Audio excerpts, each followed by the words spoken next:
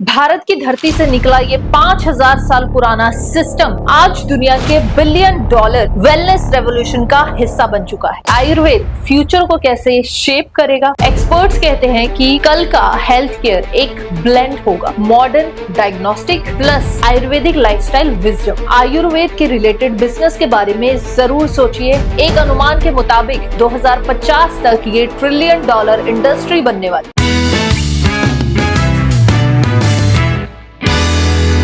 नमस्कार दोस्तों, मैं हूं आपके साथ एंकर कशिश। स्टार्टअप फाउंडर्स, यंग एंटरप्रेन्योर्स और फ्यूचर लीडर्स, जरा ध्यान दीजिएगा।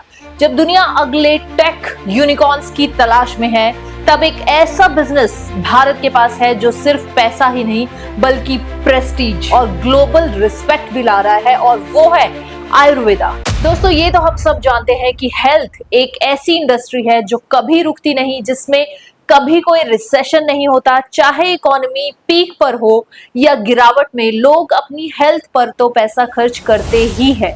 इसीलिए हेल्थ केयर सेफेस्ट और मोस्ट प्रॉफिटेबल बिजनेस माना गया है। और जब बात आयुर्वेदा की आती है तो ये तो हमारे घर की बात है। दुनिया भर का हेल्थ इंडस्ट्री आज $5 ट्रिलियन से ज्यादा का है। डिटॉक्स टीज, प्रोटीन पाउडर, कीटो डाइट्स और इंटरमिटेंट फास्टिंग, हर साल नए हेल्थ ट्रेंड्स आते हैं और चले जाते हैं। सिर्फ एक या दो देश नहीं, आज America, Europe, middle east, south east Asia जैसी मार्केट्स में आयुर्वेदा की डिमांड तेजी से बढ़ रही है। टर्मरिक कैप्सूल्स, अश्वगंधा सप्लीमेंट, नीम एक्सट्रैक्ट और आयुर्वेदिक ऑयल, ये सब अमेज़न और वॉलमार्ट जैसे ग्लोबल रिटेल जायंट्स के बेस्ट सेलर बन गए हैं। इसका मतलब ये है कि आयुर्वेदा अब सिर्फ भारत की परंपरा नहीं रहा, बल्कि ग्लोबल वेलनेस करेंसी बन चुका है। लेकिन एक सवाल उठता है कि अगर असली जवाब हम सबके पास हमेशा से ही था, तो हम इतना भटक क्यों रहे? एक शॉकिंग फैक्ट ये है कि पिछले 10 सालों में भारत का हर्बल और आयुर्वेदिक प्रोडक्ट्स का एक्सपोर्ट 60% तक बढ़ गया है। 2014 में जहां ये एक्सपोर्ट लगभग 2000 करोड़ के आसपास था, वहीं 2024 आते आते ये 3500 करोड़ तक पहुंच चुका है। अनुमान है कि 2025 में ये आंकड़ा 5000 करोड़ पार कर जाएगा। एक साइलेंट रेवोल्यूशन जो दुनिया के लाइफस्टाइल और हेल्थ केयर को शेप कर रहा है। सोचिए, जब दुनिया हमारी परंपरा पर बनाए प्रोडक्ट्स पर करोड़ों रुपए खर्च कर रही है, तो क्या भारत के लिए आयुर्वेदा सिर्फ एक हीलिंग सिस्टम है या एक फ्यूचर ग्लोबल बिजनेस अंपायर? आज के जमाने में लोग डीएनए टेस्ट और जेनेटिक प्रोफाइलिंग कराते हैं ताकि उनके लिए पर्सनलाइज्ड डाइट और मेडिसिन बन सके। लेकिन आयुर्वेदा ये काम हजारों साल पहले से करता आ रहा है, दोष के आधार पर पर्सनलाइज्ड डाइट और लाइफस्टाइल। दोस्तों, आइए समझते हैं आयुर्वेदा के सबसे कोर कॉन्सेप्ट यानी दोषास को।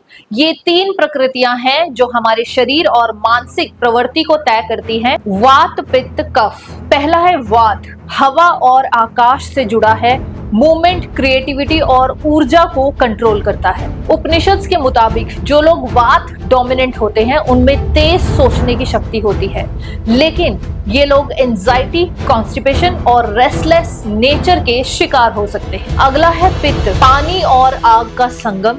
ये डाइजेशन, मेटाबॉलिज्म और इंटेलेक्ट को ड्राइव करता है। पित्त प्रवृत्ति के लोग बहुत एनर्जेटिक होते हैं, लेकिन इन्हें गुस्सा भी जल्दी आता है। इन्हें एंजाइटी और ब्लड प्रेशर जैसी प्रॉब्लम्स घेरती हैं। तीसरा है कफ, पृथ्वी और जल का तत्व, स्टेबिलिटी, स्ट्रेंथ और कामनेस देता है। कफ प्रकृति के लोग शांत और ग्राउंडेड होते हैं, लेकिन इनमें लेजीनेस, डायबिटीज और ओबेसिटी का रिस्क ज्यादा होता है। हर व्यक्ति में ये तीनों दोष होते हैं, लेकिन 1 या 2 ज्यादा डोमिनेंट होते हैं, और यही हमारा यूनिक हेल्थ ब्लूप्रिंट बनाते हैं। उपनिषद के मुताबिक वात प्रवृत्ति वाले व्यक्ति को ग्राउंडिंग फूड्स, गर्म खाना और फिक्स रूटीन चाहिए होता है, और पित्त प्रवृत्ति वाले लोगों को कूलिंग डाइट जैसे कि गोंदगतीरा, स्ट्रेस मैनेजमेंट जैसे कि प्राणायाम और ध्यान, और हाइड्रेशन जैसे कि प्रॉपर लिक्विड इनटेक की जरूरत होती है। कफ प्रकृति वाले लोगों को लाइट और स्पाइसी फूड के साथ एक्टिव लाइफस्टाइल मेंटेन करना होता है। ये वही पर्सनलाइज्ड मेडिसिन है जो आज हार्वर्ड और स्टैनफोर्ड के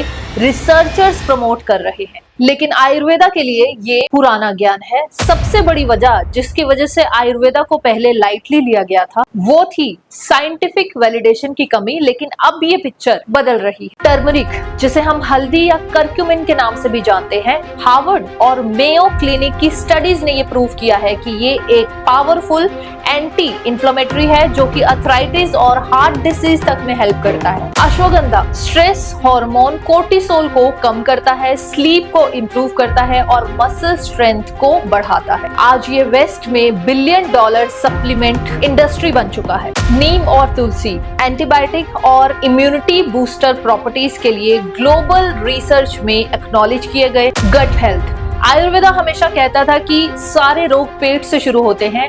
आज माइक्रोबायोम साइंस भी वही बात कर रही है। रिसर्च सेंटर्स जैसे AIIMS Delhi, Johns Hopkins, Cambridge University अब आयुर्वेदा के प्रिंसिपल्स को क्लिनिकली टेस्ट कर रहे हैं। WHO ने भी अब ऑफिशियली आयुर्वेदा को रिकॉग्नाइज किया है। अब ये सिर्फ एक परंपरा नहीं रही, अब ये एक साइंस बन रही है जिसे दुनिया अपना रही है। चलिए अब देखते हैं कि आयुर्वेदा आज की दुनिया में कैसे इंटीग्रेट कर रहा है। कैलिफोर्निया में आयुर्वेदिक डिटॉक्स रिट्रीट्स चल रहे हैं।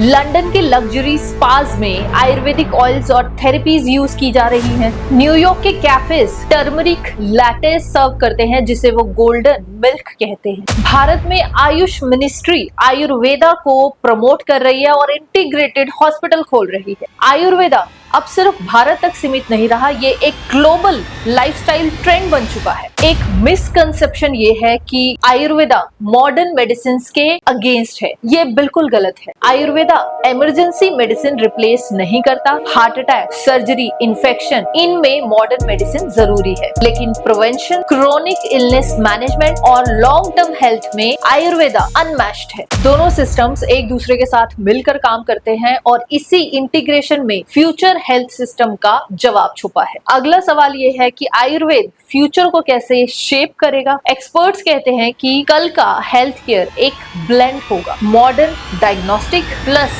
Ayurvedic lifestyle wisdom. इमेजिन कीजिए कि एक DNA टेस्ट आपको बताता है कि आपको डायबिटीज का रिस्क है, लेकिन साथ ही साथ आयुर्वेदिक दोषाज एनालिसिस आपको बताता है कि कौन सा डाइट और लाइफस्टाइल इस रिस्क को कंट्रोल करेगा। ये होगा प्रिवेंटिव हेल्थ केयर का असली मॉडल। लेकिन चैलेंजेस भी हैं। जब डिमांड बढ़ती है तो एक्सप्लॉयटेशन का खतरा होता है। आयुर्वेद को सिर्फ एक ट्रेंड नहीं बनने देना है, बल्कि उसे रिस्पॉन्सिबल, ऑथेंटिक और सस्टेनेबल सिस्टम बनाकर आगे ले जाना होगा। आयुर्वेद के रिलेटेड बिजनेस के बारे में जरूर सोचिए। एक अनुमान के मुताबिक 2050 तक ये $1 ट्रिलियन इंडस्ट्री बनने वाली। इस चैनल के माध्यम से हमारी कोशिश है कि हर इंपॉर्टेंट टॉपिक पर समाज के लिए अवेयरनेस ला सके। जय हिंद।